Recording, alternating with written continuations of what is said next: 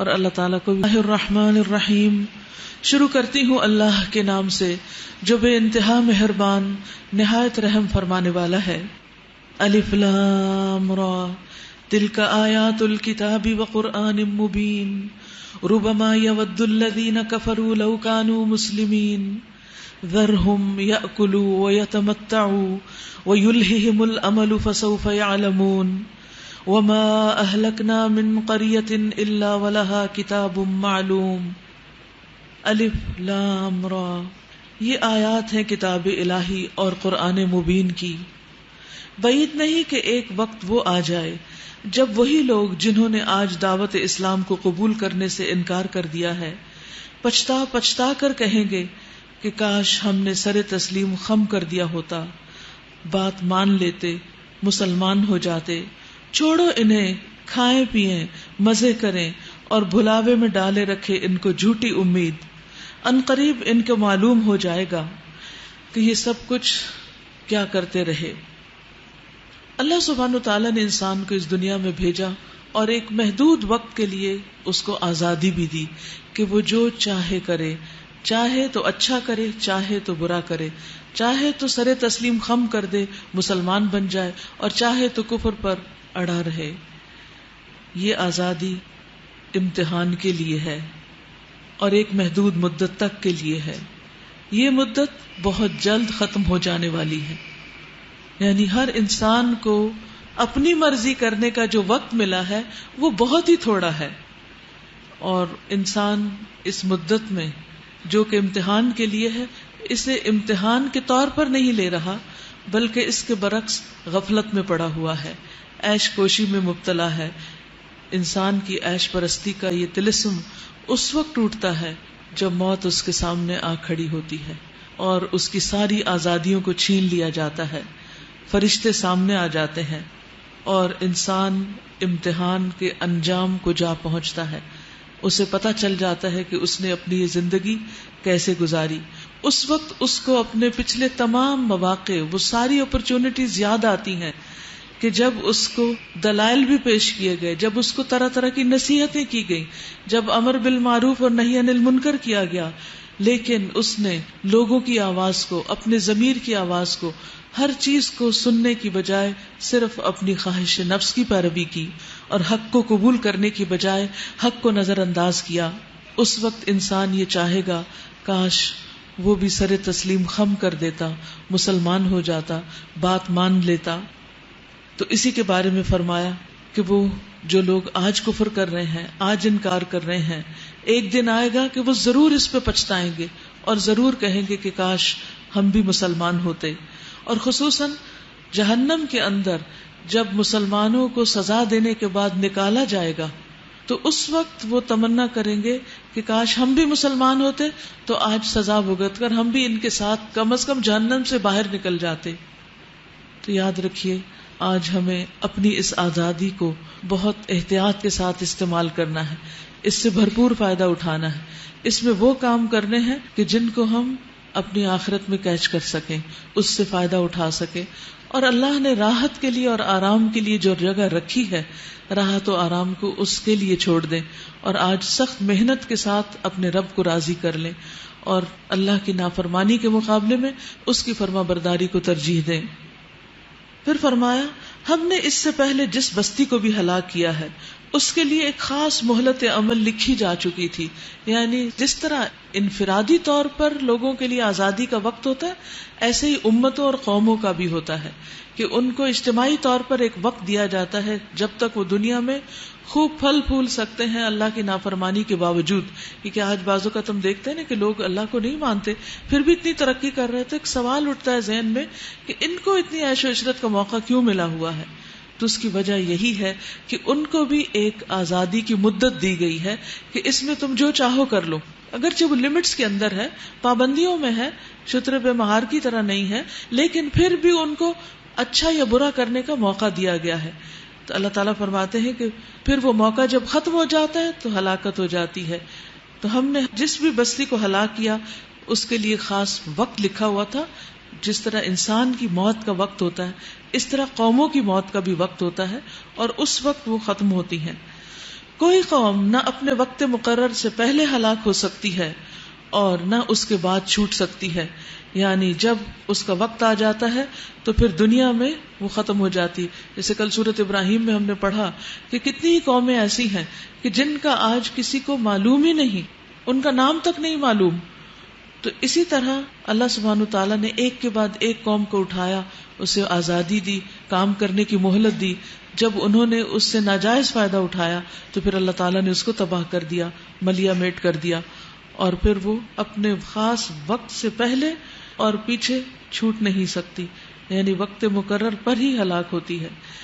یہ لوگ کہتے ہیں اے وہ شخص جس پہ ذکر نازل ہوا ہے تو یقیناً دیوانہ ہے، تو مجنون ہے. یہ بات قرآن پڑھ کر اپنی زندگی میں تبدیلی لانے کی، جس کو دیوانگی کہا جاتا ہے، یہ طعنہ میں نبی صلی اللہ علیہ وسلم کو بھی دیا گیا تھا. پھر کہنے لگے اگر تو سچا ہے تو ہمارے سامنے فرشتوں کو کیوں نہیں لے آتا، یعنی ہمارا ہر مطالبہ کیوں نہیں پورا کر دیتے، جو جو ہم ڈیمانڈ کرتے ہیں وہ چیزیں لیتے چلے آؤ. ہم فرشتوں کو یوں ہی نہیں اتار دیا کرتے، وہ جب اترتے ہیں تو حق کے ساتھ اترتے ہیں اور پھر لوگوں کو مہلت نہیں دی جاتی.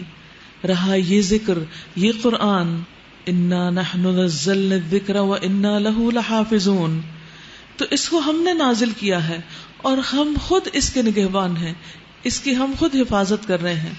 ابن عباس کہتے ہیں کہ آسمان میں شیاطین کے بیٹھنے کی جگہ ہوا کرتی تھی ان قرآن کے نزول سے پہلے، اور وہ غور سے وحی کو سنا کرتے تھے. فرشتوں کو جو احکامات ملتے تھے وہ سنتے تھے، اور وہ سنتے تھے جب تو ان پر کوئی ستارے نہیں پھینکے جاتے تھے، شہاب ثاقب نہیں پھینکے جاتے تھے، اور شیاطین کو رجم نہیں کیا جاتا تھا.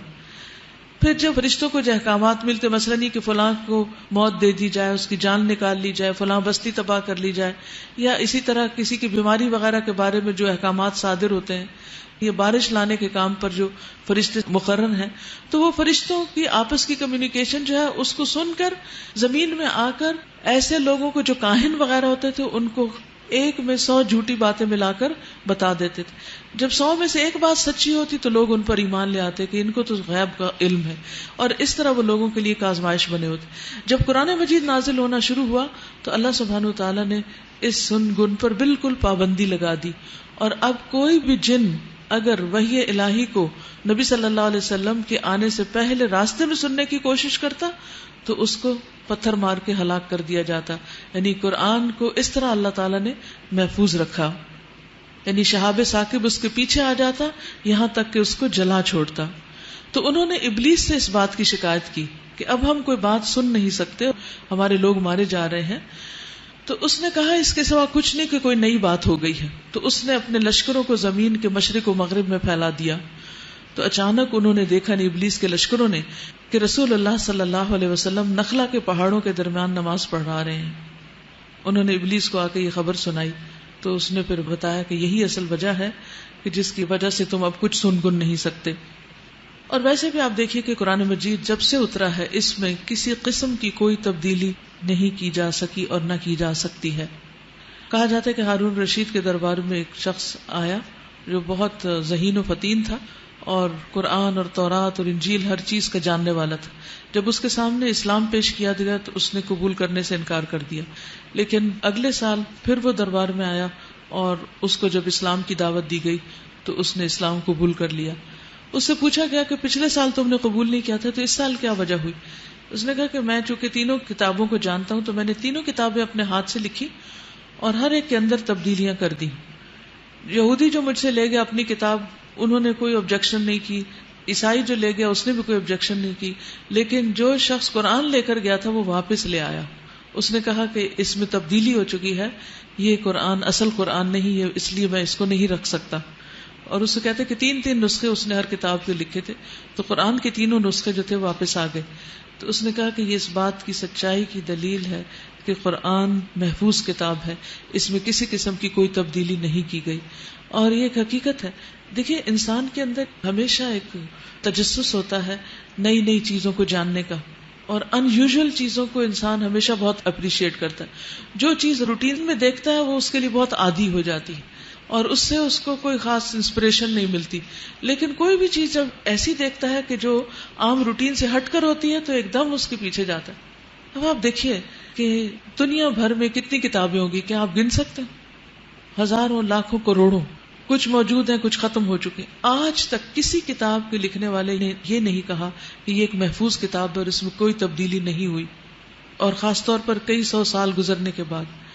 قرآن آج بھی کہتا ہے کہ ذالک الکتاب لا ریب فیہ، اس میں کوئی شک نہیں. اس جیسی کوئی صورت بنا لو، کوئی آیت بنا لو، 10 آیتیں بنا لو، اور پھر یہ کہ ایک محفوظ کتاب ہے، اس میں کسی قسم کی کوئی تبدیلی ہوئی نہیں. اور اس کی زبان بھی 1400 سال سے وہی عربی ہے. اس کے سمجھنے میں بھی کچھ مشکل ہے، کیونکہ زبانیں ہر کچھ عرصے کے بعد ڈیڈ ہو جاتی ہیں، اس کے سمجھنے والے ختم ہو جاتے ہیں. لیکن قرآن کی زبان بھی محفوظ ہے اور قرآن بھی محفوظ ہے. تو ایک بہت ہی ان یوزول واقعہ ہے، لیکن کیا بات ہے کہ ہم اس ان یوزول واقعے سے فائدہ نہیں اٹھاتے اور کوئی سبق نہیں لیتے، اور ہماری روح کانپ نہیں اٹھتی کہ واقعی اللہ کا کلام ہے، اور اسے دیکھتے اور اسے پڑھتے اور اسے سنتے ہوئے ہمارے دلوں پر اثر نہ ہو. ایسا نہ ہونا بہت حیرت انگیز ہے.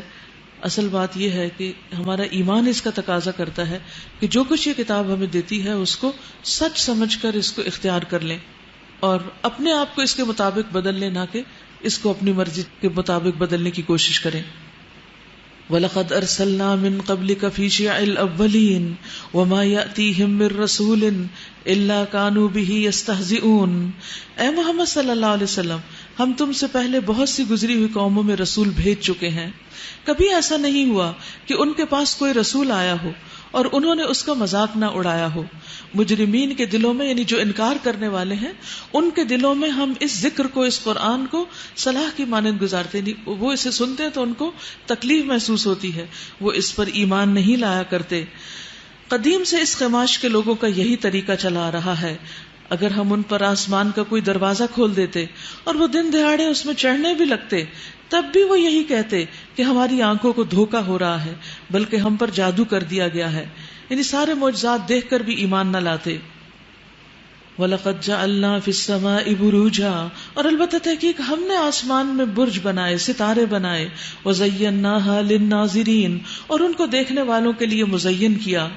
ہر شیطان مردود سے ان کو محفوظ کر دیا. کوئی شیطان ان میں راہ نہیں پا سکتا الا یہ کہ کچھ سن گن لے، اور جب وہ سن گن لینے کی کوشش کرتا ہے تو ایک شعلہ روشن اس کا پیچھا کرتا ہے. اللہ سبحانہ وتعالیٰ آسمان پر ستاروں کی نشانی کی طرف متوجہ کر رہے ہیں. ستارے ہر دور کے لوگوں کی توجہ کا مرکز رہے، لیکن افسوس یہ کہ لوگوں نے اس سے صحیح سبق نہیں سیکھا، بلکہ اپنے ایمان کو خراب کیا. وہ کس طرح کہ ستاروں کی جو چال ہے یا ستاروں کی جو موومنٹ ہے، اس سے اپنی قسمت اور تقدیر کو وابستہ کر لیا، جس کی کوئی حقیقت نہیں. رسول اللہ صلی اللہ علیہ وسلم نے فرمایا، جس نے علم و نجوم یعنی ستاروں کا علم حاصل کیا، اس نے جادو کا ایک حصہ سیکھا. جتنا سیکھے گا اتنا زیادہ ہی جادو میں مبتلا ہوگا، اور جادو کی حقیقت کیا ہے کہ وہ کفر ہے. ہمیں علم نجوم میں دلچسپی بھی نہیں لینی چاہیے. یعنی یہ سیکھنے کی ضرورت ہے، اس کے قریب پھٹکنے کی ضرورت نہیں کہ ستاروں کی رفتار سے انسانوں کی قسمت پر کیا اثر اندازی ہوتی ہے. نبی صلی اللہ علیہ وسلم نے فرمایا، جب ستاروں کا ذکر ہونے لگے تو خاموشی اختیار کرو، یعنی اس میں اپنی کوئی رائے نہ دو. پھر اسی طرح ستاروں کی تاثیر پر بھی ایمان رکھنے کی مذمت کی گئی. آپ صلی اللہ علیہ وسلم نے فرمایا، مجھے بعد میں آنے والے زمانے میں اپنی امت سے سب سے زیادہ 3 باتوں کا ڈر ہے. نمبر 1 ستاروں پر ایمان، نمبر 2 تقدیر کو جھٹلانا، اور نمبر 3 حکمرانوں کا ظلم کرنا. تو اس سے سبق کیا ملتا ہے کہ ہمیں کسی قسم کی بھی غیب کی خبروں سے کوئی دلچسپی نہیں رکھنی چاہیے، اور پیشن گوئیوں کے بارے میں کان نہیں دھرنے چاہیے. اور اسی طرح ستارے کیا کہتے ہیں، اور تمہارا ستارہ کون سا اور میرا سٹار کون سا ہے، ان چیزوں سے کسی قسم کی کوئی دلچسپی نہیں ہونی چاہیے. نہ ہی ایسی کتابیں پڑھنی چاہیے، نہ ہی اخباروں میں ایسے کالم دیکھنے چاہیے. اور اگر کوئی کسی طرح بھی ایسا کوئی سوال بھی کرے تو اس کا بھی جواب نہیں دینا چاہیے. بعض اوقات لوگ آپ سے پوچھتے ہیں نا، آپ بتائیے آپ کا سٹار کون سا ہے، اچھا آپ کب پیدا ہوئے، آپ کا سٹار کیا ہے، اور اس سٹار کی کیا خصوصیات ہیں. تو ان چیزوں سے مکمل اجتناب کرنا چاہیے، کیونکہ اس سے ایمان جانے کا اندیشہ ہوتا ہے. کیونکہ وہ لوگ جو ایسی باتوں میں نہیں پڑھتے، ان کی زندگیاں بھی گزر رہی ہیں. تو ہم ایسی باتوں میں پڑھ کے اور ایسی چیزیں پڑھ کے اپنا ایمان کیوں گنوائیں. پھر زمین کی نشانی بتائی، وَالْأَرْضَ مَدَدْنَاهَا وَأَلْقَيْنَا فِيهَا رَوَاسِيَ وَأَنبَتْنَا فِيهَا مِن كُلِّ شَيْءٍ مَوْزُونٍ. ہم نے زمین کو پھیلایا، اس میں پہاڑ جمائے اور اس میں ہر قسم کی نباتات ٹھیک ٹھیک نپی تلی مقدار کے ساتھ اگائی، اور اس میں معیشت کے اسباب فراہم کیے تمہارے لیے بھی اور ان بہت سی مخلوقات کے لیے بھی جن کے رازق تم نہیں ہو. یعنی زمین ہی سارے لیونگ کریچرز کے لیے رہنے کی جگہ ہے، چاہے وہ زمین کے اوپر رہتے ہیں یا اندر بل بنا کے رہتے ہیں یا پھر زمین کے اندر جو پانی ہے اس کے اندر رہتے ہیں. یہ اللہ سبحانہ وتعالیٰ کی حیرت انگیز تخلیق کے لیے ایک ماں کی طرح کا کام دیتی ہے جو اپنے اوپر سب بوجھوں کو اٹھائے ہوئے ہے. اپنی ماں بھی اپنے بچے کو زیادہ دیر نہیں اٹھا سکتی، لیکن آپ دیکھیے کہ زمین ہمیں کس طرح برداشت کیے ہوئے، ہم سب اس پہ چلتے ہیں، بھاگتے ہیں، دوڑتے ہیں، بھاری بھاری چیزیں رکھتے ہیں، بڑی بڑی بلڈنگز بناتے ہیں، وہ سب کچھ اٹھائے چلے جا رہی ہے. کوئی چیز ایسی نہیں جس کے خزانے ہمارے پاس نہ ہو. پھر مایوسی کی تو کوئی ضرورت ہی نہیں اور حسد کی بھی ضرورت نہیں. مثلا اگر کسی اور کو کچھ مل جاتا ہے تو آپ کو حسد نہیں کرنا. کیوں؟ اس لیے کہ اللہ تعالیٰ کا خزانہ ختم نہیں ہوا. اس کو نعمت مل گئی ہے تو ساری اسی کے پاس نہیں چلی گئی. ابھی تو اتنی بھی کمی نہیں ہوئی. اگر ساری دنیا کو بھی یہ نعمت مل جائے تو اتنی کمی نہیں ہوگی جتنی پانی کو سمندر میں ڈبو کر دیکھے تو پانی میں کمی ہوتی ہے. تو کہاں یہ کہ کسی کو کچھ مل گیا تو مجھے اس پر کوئی پریشانی لاحق ہو. تو جب ایسی کوئی تکلیف شیطان دل میں ڈالنے لگے تو فوراً اللہ کے خزانوں پر نظر رکھیں. وَإِن مِّن شَيْءٍ إِلَّا عِندَنَا خَزَائِنُهُ وَمَا نُنَزِّلُهُ إِلَّا بِقَدَرٍ مَّعْلُومٍ. اور جس چیز کو بھی ہم نازل کرتے ہیں ایک مقرر مقدار میں نازل کرتے ہیں، ضرورت سے زائد نہیں کرتے. تو اس لیے اگر اللہ سبحانہ وتعالیٰ نے کوئی نعمت ایک خاص مقرر حد تک دے رکھی ہے تو میرے لیے اتنی ہی کافی ہے، اور اگر نہیں دی تو اس میں بھی بڑی خیر ہے، کیونکہ یہ اللہ کی حکمت پر مبنی ہے، اور اللہ کی حکمت میرے علم اور میری خواہشات سے بڑی ہے. اس لیے مجھے اس پر کبھی بھی ملول نہیں ہونا چاہیے، رنجیدہ اور غمگین نہیں ہونا چاہیے. وَأَرْسَلْنَا الرِّيَاحَ لَوَاقِحَ فَأَنزَلْنَا مِنَ السَّمَاءِ مَاءً فَأَسْقَيْنَاكُمُوهُ. بارآور ہواؤں کو ہم ہی بھیجتے ہیں، پھر آسمان سے پانی برساتے ہیں اور اس پانی سے تمہیں سیراب کرتے ہیں. اس دولت کے خزانہ دار تم نہیں ہو. یہ آسمانوں پر جو پانی آتا ہے، بادل آتے ہیں، یہ کسی انسان کی ملکیت نہیں ہے، یہ اللہ سبحانہ وتعالیٰ کے بھیجے ہوئے ہیں، اور ہوائیں ان کو اٹھا کر لاتی ہیں. تو اللہ سبحانہ وتعالیٰ جب ہوا چلائے اور بارش کی خوشخبری آ رہی ہو تو پھر دعا کرے، اور اگر آندھی بن جائے تو بھی دعا کرے. نبی صلی اللہ علیہ وسلم دعا کیا کرتے تھے، اللہم لقحا لا عقیما، اے اللہ بارش والی ہوا ہو، بے برکت ہوا نہ ہو، یعنی ایسی نہ ہو کہ جو پہلی نعمتیں بھی اڑا کے لے جائے. پھر فرمایا وَإِنَّا لَنَحْنُ نُحْيِي وَنُمِيتُ وَنَحْنُ الْوَارِثُونَ. زندگی اور موت ہم دیتے ہیں، اس لیے کوئی پیدا ہو تو بھی اللہ کا شکر ادا کریں، کوئی فوت ہو جائے تو اچھی طرح صبر کریں، کیونکہ یہ سب اللہ کے فیصلے ہیں اور ہم ہی سب کے وارث ہونے والے ہیں. سب کو ختم ہو جانا ہے، ایک وقت آئے گا تو صرف اللہ کی ذات باقی رہے گی. وَيَبْقَى وَجْهُ رَبِّكَ ذُو الْجَلَالِ وَالْإِكْرَامِ. پہلے جو لوگ تم میں سے ہو گزرے ہیں ان کو بھی ہم نے دیکھ رکھا ہے، اور بعد کے آنے والے بھی ہماری نگاہ میں ہیں. یقیناً تمہارا رب ان سب کو اکٹھا کرے گا، وہ حکیم بھی ہے اور علیم بھی ہے.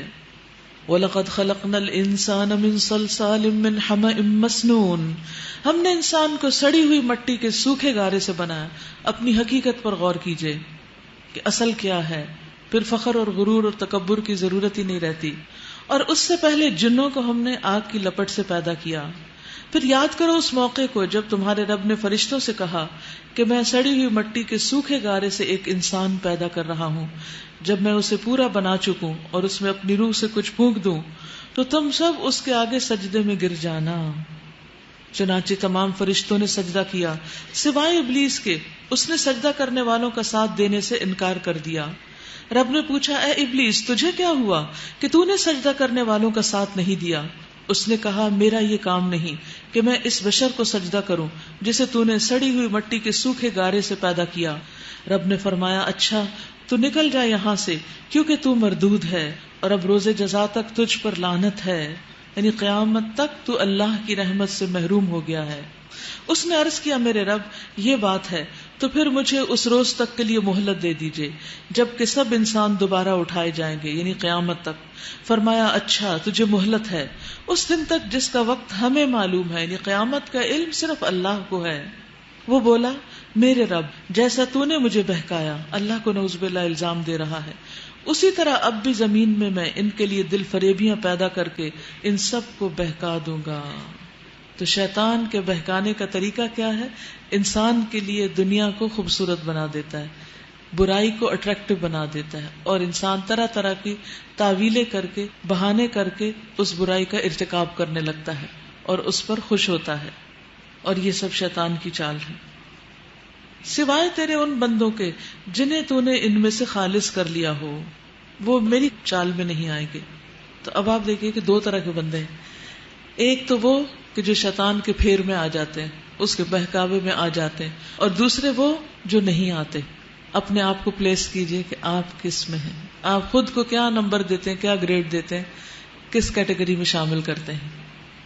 حقیقت یہ کہ شیطان تو انسان کے جسم میں خون کی طرح گردش کر رہا ہے، ہر چیز میں شریک ہے، کھانے کا معاملہ، اولاد کا معاملہ، مال ہو، کچھ بھی ہو، اور چاروں طرف گھومتا پھرتا ہے ہر وقت آپ کو، اور ہر وقت اٹیک کرنے کی کوشش کرتا ہے، طرح طرح کے فتنے پیدا کرتا ہے، کبھی زبان کے ذریعے، کبھی آپ کے کسی ایکشن کے ذریعے، کبھی آپ کے صرف ایک اشارے کے ذریعے حالات کو خراب کر دیتا ہے، معاملات بگاڑ دیتا ہے، اور خود وہ سمندر پہ اپنا تخت بچھا کے بیٹھا ہوا ہے، اور اپنے لشکروں کو چاروں طرف اس نے بھیج رکھا ہے۔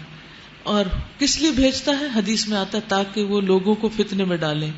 بس ان لشکروں میں سے اس کے نزدیک سب سے بڑا مقام والا وہ ہوتا ہے جس کا فتنہ سب سے بڑا ہوتا ہے، جو سب سے بڑا فساد کر کے آتا ہے۔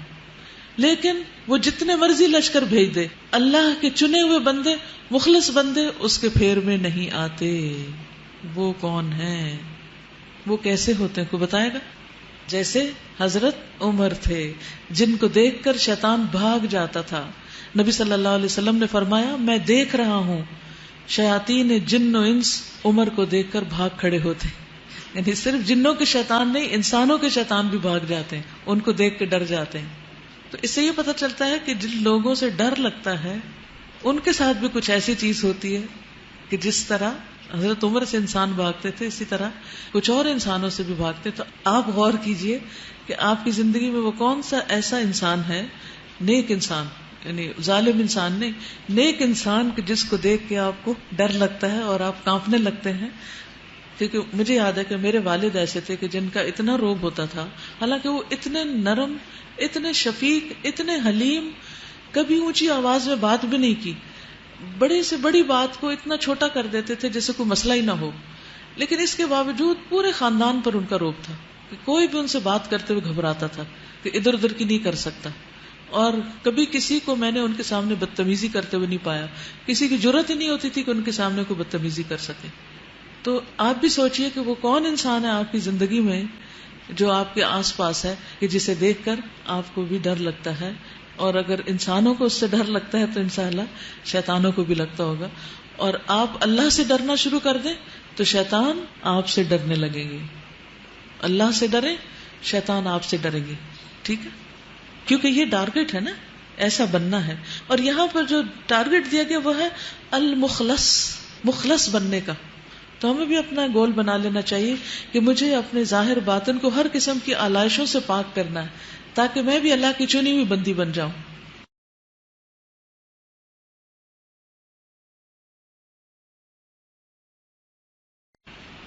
قال هذا صراط علی مستقیم، فرمایا یہ راستہ ہے جو سیدھا مجھ تک پہنچتا ہے، یعنی حق کا راستہ، صحیح راستہ۔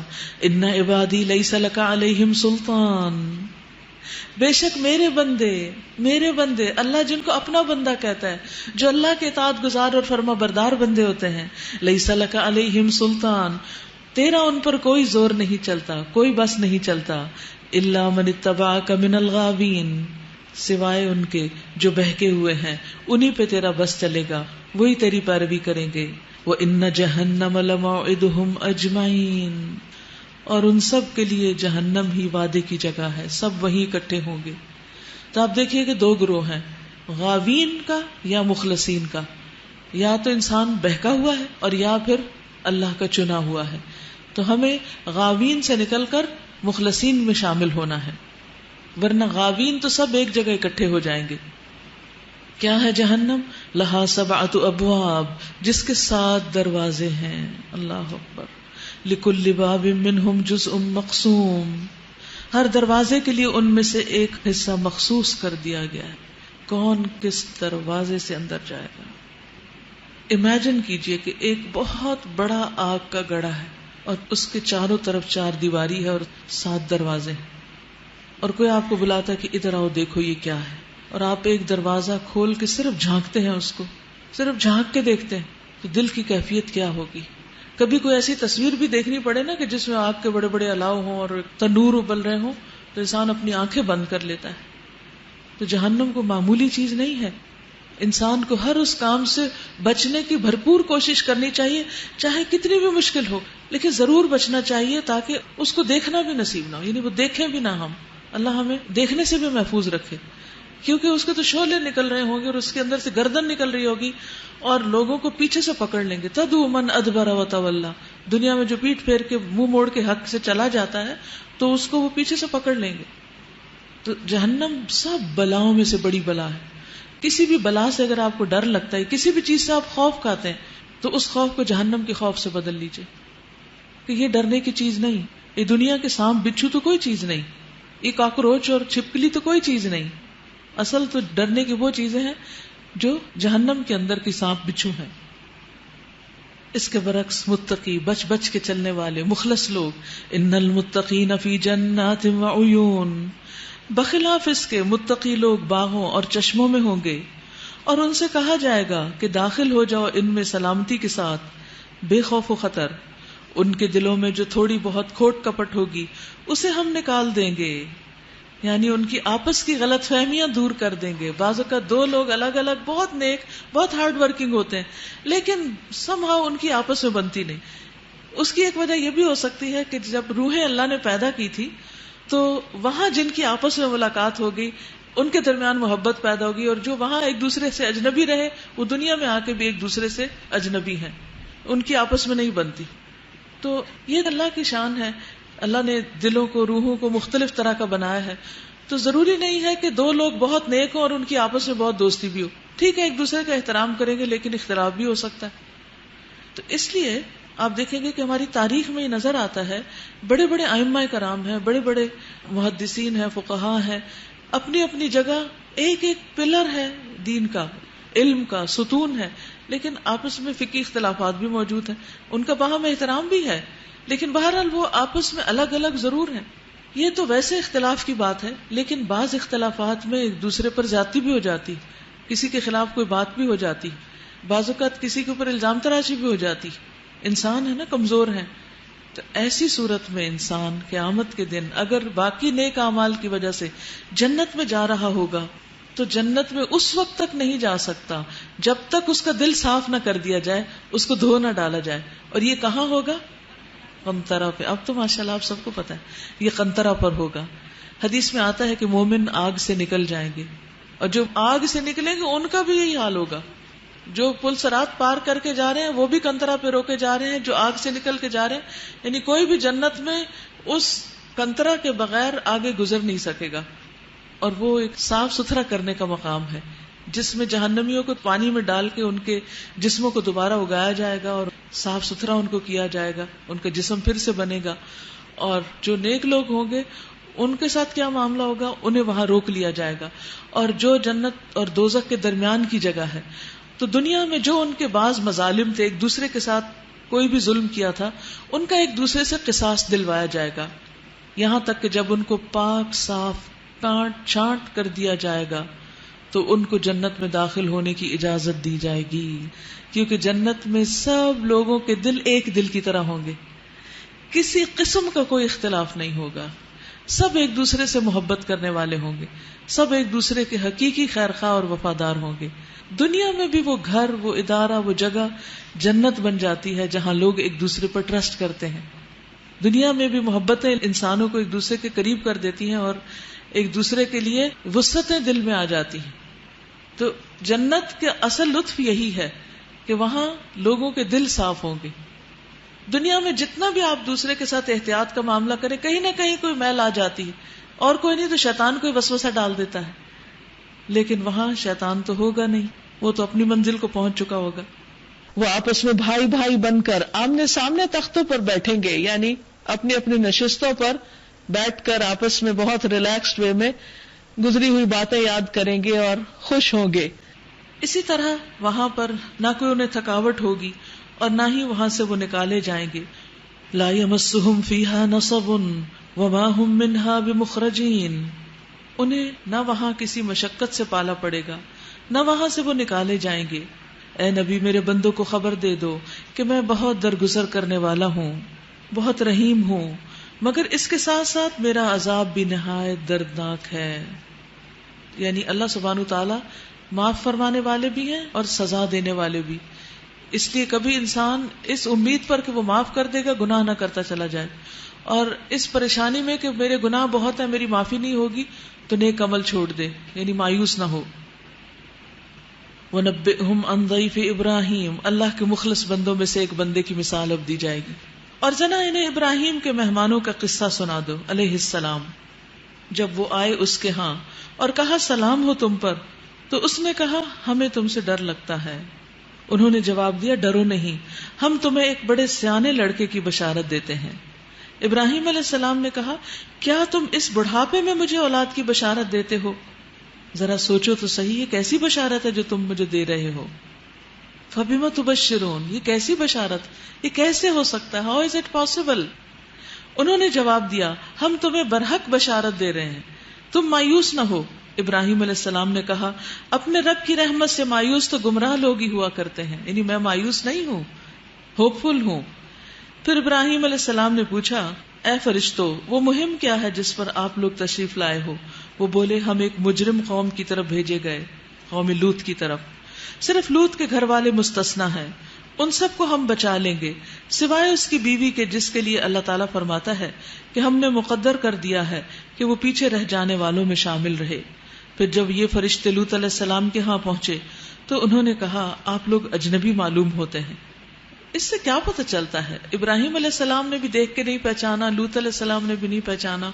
ایک بڑی خاص بات پتہ چلتی کہ پیغمبر غیب کا علم نہیں رکھتے، ان کو نہیں پتا تھا کہ یہ فرشتے انسانی شکل میں آئے بیٹھے. انہوں نے جواب دیا نہیں، بلکہ ہم وہی چیز لے کر آئے ہیں جس کے آنے میں یہ لوگ شک کر رہے تھے.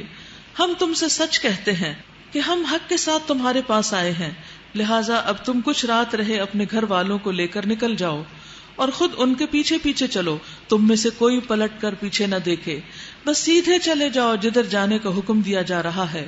اور اسے ہم نے اپنا یہ فیصلہ پہنچا دیا کہ صبح ہوتے ہوتے ان لوگوں کی جڑ کاٹ دی جائے گی. اتنے میں شہر کے لوگ خوشی کے مارے بےتاب ہو کر لوط علیہ السلام کے گھر چڑھائے. لوط علیہ السلام نے کہا بھائیو یہ میرے مہمان ہیں، میری فضیحت نہ کرو، اللہ سے ڈرو، مجھے رسوا نہ کرو. وہ بولے کیا ہم بارہا تمہیں منع نہیں کر چکے کہ دنیا بھر کے ٹھیکیدار نہ بنو؟ یعنی تم اتنی زیادہ نصیحتیں نہ کرو لوگوں کو اور لوگوں کے تحفظ کا ذمہ نہ لو. لوط علیہ السلام نے عاجز ہو کر کہا اگر تمہیں کچھ کرنا ہی ہے تو یہ میری بیٹیاں موجود ہیں، یعنی ان سے نکاح کر لو. لعمرک انہم لفی سکرتہم یعمہون. تیری جان کی قسم، اللہ تعالیٰ نبی صلی اللہ علیہ وسلم کی جان کی قسم کھا رہے ہیں. اس وقت ان پر ایک نشہ سا چڑھا ہوا تھا جس میں وہ آپے سے باہر ہو رہے تھے، یعنی ان کی آنکھوں پر خواہش پرستی کی پٹی بندھی ہوئی تھی. حقیقت یہ ہے کہ جو انسان اللہ کے حکم کو فراموش کر کے غفلت میں پڑ کر خواہش کے پیچھے دوڑنے لگے تو پھر وہ اندھا بہرا ہو جاتا ہے، اس کو اپنے دین دنیا دونوں کے نقصان کی کوئی فکر نہیں ہوتی. آخر کار پو پھٹتے ہی ان کو ایک زبردست دھماکے نے آ لیا اور ہم نے اس بستی کو تلپٹ کر کے ان پر رکھ دیا اور ان پر پکی ہوئی مٹی کے پتھروں کی بارش برسا دی. اس واقعے میں بڑی نشانیاں ہیں ان لوگوں کے لیے جو صاحب فراست ہیں، اور وہ علاقہ جہاں یہ واقعہ پیش آیا تھا گزرگاہ عام پر موجود ہے، اس میں سامان عبرت ہے ان لوگوں کے لیے جو صاحب ایمان ہیں. اور ایکا والے ظالم تھے تو دیکھ لو کہ ہم نے ان سے بھی انتقام لیا، اور ان دونوں قوموں کے اجڑے ہوئے علاقے کھلے راستے پر واقع ہیں. ہجر کے لوگ بھی رسولوں کی تکذیب کر چکے ہیں، ہم نے اپنی آیات ان کے پاس بھیجی، اپنی نشانیاں ان کو دکھائیں. ہجر جو ہے یہ قوم سمود یعنی مدین کے لوگ. ہم نے اپنی آیات ان کے پاس بھیجی، اپنی نشانیاں ان کو دکھائیں، مگر وہ سب کو نظر انداز ہی کرتے رہے۔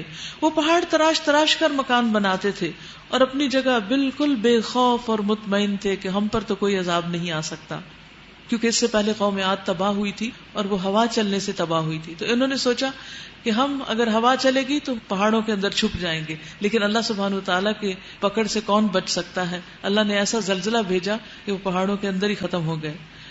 آخر کار ایک زبردست دھماکے نے ان کو صبح ہوتے ہی آ لیا اور ان کی کمائی ان کے کچھ کام نہ آئی۔ ہم نے زمین اور آسمان کو اور ان کی سب موجودات کو حق کے سوا اور کسی بنیاد پر تخلیق نہیں کیا، اور فیصلے کی گھڑی یقیناً آنے والی ہے۔ بس اے محمد صلی اللہ علیہ وسلم، تم ان لوگوں کی بےہودگیوں پر شریفانہ درگزر سے کام لو، یقیناً تمہارا رب سب کا خالق ہے اور سب کچھ جانتا ہے۔ ہم نے تم کو 7 ایسی آیات دے رکھی ہیں جو بار بار دہرائے جانے کے لائق ہیں۔ وہ کون سی آیات ہیں؟ سورۃ الفاتحہ۔ اور تمہیں قرآن عظیم عطا کیا ہے، تم اس متاع دنیا کی طرف آنکھ اٹھا کر نہ دیکھو، اسے کوئی اہمیت نہ دو، کچھ امپورٹنس نہ دو ان دنیا کی چیزوں کو جو ہم نے ان میں سے مختلف قسم کے لوگوں کو دے رکھی ہیں، اور نہ ان کے حال پر اپنا دل کوڑھاؤ، اور انہیں چھوڑ کر ایمان لانے والوں کی طرف جھکو، اور نہ ماننے والوں کو کہہ دو کہ میں تو صاف صاف تنبیہ کرنے والا ہوں۔ یہ اسی طرح کی تنبیہ ہے جیسی ہم نے ان تفرقہ پردازوں کی طرف بھیجی تھی جنہوں نے اپنے قرآن کو ٹکڑے ٹکڑے کر ڈالا ہے۔ تو قسم ہے تیرے رب کی، ہم ضرور ان سب سے پوچھیں گے کہ تم کیا کرتے رہے ہو۔ قرآن کو ٹکڑے ٹکڑے کرنے کا مطلب یہ ہے کہ پک اینڈ چوز کرنا، اپنی مرضی کی باتیں اس میں سے لینا اور کچھ کو چھوڑ دینا، کچھ کو ماننا کچھ کو نہیں لینا، کچھ کا حکم لے لینا اور کچھ کا انکار کر دینا۔ تو اللہ تعالیٰ فرماتے ہیں قسم ہے تیرے رب کی، ہم ضرور ان سے پوچھیں گے کہ تم کیا کرتے رہے ہو۔ یعنی اس طرح وہ جو قرآن پر عمل کیا ہوا تھا ان کا، وہ بھی ضائع ہو جائے گا، کیونکہ انہوں نے قرآن کے ایک بڑے حصے کو چھوڑ دیا۔ تو کرنا کیا ہے؟ پورے قرآن کو back to back, cover to cover, سارے کو ماننا ہے، سارے پر یقین رکھنا ہے، اور جو جو احکامات اس میں دیے گئے ہیں ان سب پر عمل کرنا ہے۔ بس اے نبی صلی اللہ علیہ وسلم، جس چیز کا آپ کو حکم دیا جا رہا ہے اسے ہاں کے پکارے کہہ دیجئے، اور شرک کرنے والوں کی ذرا پرواہ نہ کیجئے۔ تمہاری طرف سے ہم ان مذاق اڑانے والوں کی خبر لینے کے لیے کافی ہیں جو اللہ کے ساتھ کسی اور کو بھی خدا قرار دیتے ہیں، الہ قرار دیتے ہیں۔ ان قریب انہیں معلوم ہو جائے گا۔ وَلَقَدْ نَعْلَمُ أَنَّكَ يَضِيقُ صَدْرُكَ بِمَا يَقُولُونَ فَسَبِّحْ بِحَمْدِ رَبِّكَ وَكُن مِّنَ السَّاجِدِينَ وَاعْبُدْ رَبَّكَ حَتَّى يَأْتِيَكَ الْيَقِينُ۔ ہمیں معلوم ہے جو باتیں یہ لوگ تم پر بناتے ہیں ان سے تمہارے دل کو سخت کوفت ہوتی ہے۔ کبھی آپ کے دل کو کوفت ہوئی جب کسی نے دین کے معاملے میں آپ کا مذاق اڑایا یا کوئی بات بنائی، حجاب لینے پر یا قرآن کلاس میں داخلہ لینے پر یا اور اسی طرح کی کسی بھی نیکی کے راستے پر آنے پر؟ کیونکہ جب انسان اللہ کی طرف بڑھتا ہے تو شیطان بہت انسیکیور ہو جاتا ہے، وہ سوچتا ہے یہ میرے ہاتھ سے نکلا۔ جب انسان آگے بڑھ کر خود عمل کرتا ہے اور دوسروں کو بتانے لگتا ہے تو اور زیادہ ان کی پریشانی بڑھ جاتی، پھر وہ صرف خود نہیں بلکہ پوری فوجوں کو آپ کے پیچھے لگا دیتا ہے، اور وہ فوجیں انسانوں کی بھی ہوتی ہیں اور جنوں کی بھی ہوتی ہیں، اور لوگ باتیں بنانا شروع کر دیتے ہیں۔ جب لوگ باتیں بناتے ہیں تو آپ سوچتے ہیں ہر ایک کو عزت پیاری ہوتی ہے، دین کی طرف آنے کی وجہ سے اگر یہ باتیں بن رہی تو ٹھیک ہے میں رستہ چھوڑ دیتی ہوں، اور اس طرح انسان آگے آتے آتے پھر پیچھے پلٹ جاتا ہے۔ تو ایسی صورت میں کیا کرنا چاہیے؟ یہ زبردست نسخہ یہاں دیا گیا ہے، وَلَقَدْ نَعْلَمُ أَنَّكَ يَضِيقُ صَدْرُكَ بِمَا يَقُولُونَ۔ ہمیں معلوم ہے کہ لوگوں کی باتوں پر آپ کا دل تنگ ہوتا ہے۔ اب جب آپ کا دل تنگ ہوتا ہے تو بڑاس کہاں نکالیں؟ لوگوں کو باتیں کر کے نہیں۔ فَسَبِّحْ بِحَمْدِ رَبِّكَ وَكُن مِّنَ السَّاجِدِينَ۔ تو تسبیح کرو اپنے رب کی حمد کے ساتھ۔ ایک بار سبحان اللہ کہنے سے 20 نیکیاں انسان کو ملتی ہیں، 20 گناہ انسان کے معاف کر دیے جاتے ہیں۔ تو انسان کو کیا کرنا چاہیے؟ اس وقت تسبیح شروع کر دینی چاہیے۔ جب کوئی آپ کو ڈانٹ ڈپٹ رہا ہو، کوئی آپ کی مخالفت کر رہا ہو، کوئی آپ کا مذاق اڑا رہا ہو، اور آپ کا دل تنگ ہو رہا ہو اور آپ پریشان ہو رہے ہوں، خوف زدہ ہو رہے ہوں، تو ایسے موقع پر تسبیح شروع کر دیجیے۔ سبحان اللہ و بحمدہ، سبحان اللہ، سبحان اللہ، سبحان اللہ۔ کوئی گالی دے تو کہیں سبحان اللہ سبحان اللہ. تو آپ دیکھیں گے کہ انشاءاللہ اس ذکر کی برکت سے، کیونکہ اللہ نے بتایا یہ طریقہ، اور سبحان اللہ و بحمدہ ساتھ کہنا ضروری، کیونکہ یہاں دونوں چیزوں کا ذکر ہے. تسبیح ہے اللہ کی پاکی بیان کرنا، اور حمد ہے اللہ کی تعریف بیان کرنا، یعنی اللہ کو ہر عیب سے پاک قرار دینا اور پھر مزید تعریف کرنا اس کی. یہ دونوں چیزیں ساتھ ساتھ ہیں. اور کیا کرنا ہے؟ وَقُم مِّنَ السَّاجِدِينَ، سجدہ کرنے والوں میں شامل ہو جاؤ، یعنی نماز کی طرف توجہ کرو. جب لوگ پریشان کرے تو اللہ سے مدد مانگو، وَاسْتَعِينُوا بِالصَّبْرِ وَالصَّلَاةِ کے ساتھ، صبر اور نماز کے ساتھ. وَاعْبُدْ رَبَّكَ حَتَّى يَأْتِيَكَ الْيَقِينُ، اور عبادت کرو اپنے رب کی یہاں تک کہ یقین آ جائے، وہ چیز آ جائے جس کا آنا یقینی. اور یقین کا معنی یہاں موت ہے، یعنی موت تک، مرتے دم تک عبادت کرتے رہو، لوگوں کی باتوں میں آ کر چھوڑنی نہیں. کیونکہ انسان حق کا راستہ چھوڑنا نہیں چاہتا، کیونکہ حق کی تلاش اس کی فطرت میں، انسان کے اندر نیکی سے محبت ہوتی، ہر انسان کے اندر ایک خیر سے محبت موجود ہے. لیکن ہوتا کیا ہے کہ انسان کا ماحول اور انسان کے اوپر شیطانی اثرات، اس کے دوست، اس کی صحبت، یہ سب کچھ اثر انداز ہوتا ہے، اور انسان پھر بہکنے لگتا ہے اور پھر شیطان کے راستے پہ چلنے لگتا ہے. ایسے میں انسان ان ساری رکاوٹوں کا مقابلہ کرنے کے لیے ایک ٹھان لے بات اپنے دل میں کہ مجھے مرتے دم تک اسی راستے پہ رہنا ہے، اسی پر استقامت اختیار کرنی، پیچھے نہیں ہٹنا. کیونکہ اگر یہ راستہ چھوڑا تو میں جنت کا راستہ بھول جاؤں گی. یہ وہ راستہ ہے جو جنت تک لے جاتا ہے. اگر مجھے جنت چاہیے تو مجھے اسی راستے پہ چلنا ہے. وَاعْبُدْ رَبَّكَ حَتَّى يَأْتِيَكَ الْيَقِينُ. یہ بتائیے رات تراویح میں کس کس کو نیند آتی؟ سچ سچ بولیے. سبھی کو آتی. اچھا، پھر اس وقت آپ کے دل میں کیا آ رہا ہوتا ہے؟ اچھا چلو آج آدھی پڑھ لیتے ہیں، باقی صبح پڑھ لیں گے. کیا خیال آتا ہے؟ خیال کبھی کبھی آتا ہے. پھر آپ کیا کہتے ہیں؟ دو اور صحیح چلیں. پھر کیا ہوتا ہے؟ پھر اور شدید نیند کا غلبہ ہو جاتا ہے. پھر آپ کیا کہتے ہیں؟ اچھا دو اور صحیح. پھر وتر بھی پڑھ لیں، کیونکہ جماعت کے ساتھ وتر پڑھنے سے پوری رات کے قیام کا ثواب ملتا ہے. یعنی اگر آپ امام کے پیچھے نماز پڑھتے ہیں، قیام کرتے ہیں، اور وتر بھی امام کے ساتھ پڑھتے ہیں، تو اس کا اجر اتنا ہے جیسے پوری رات آپ نے عبادت کی. تو اب آپ کا کیا دل ہوتا ہے؟